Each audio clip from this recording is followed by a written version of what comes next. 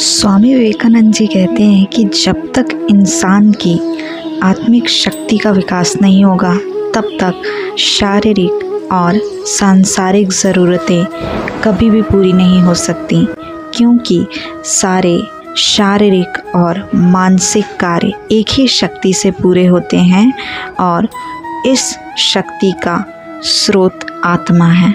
यानी आत्मिक विकास के बिना कोई भी इच्छा पूर्ति असंभव है। स्वामी जी कहते हैं कि जिस इंसान की आत्मा जागी हुई है वो जीवन के हर क्षेत्र में प्रभावशाली होगा। तो सवाल ये उठता है कि आत्मा कैसे शक्तिशाली होगी? तो आत्मा को शक्तिशाली बनाने के लिए स्वामी जी कहते हैं कि उसका एक ही सीक्रेट है, वो है अभ्यास। इस ब्रह्मांड के सारे रहस्य अभ्यास से ही खुलेंगे। तो अभ्यास कैसे करते हैं?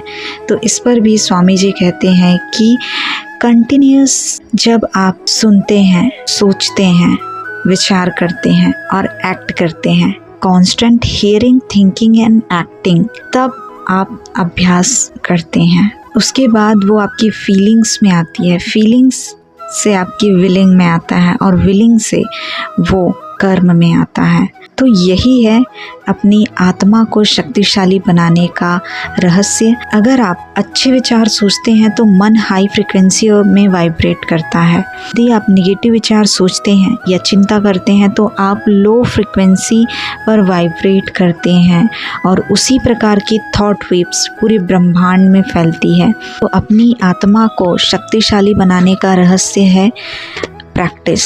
कैसी लगी आज की बातें ज़रूर शेयर करिएगा। Thank you so much.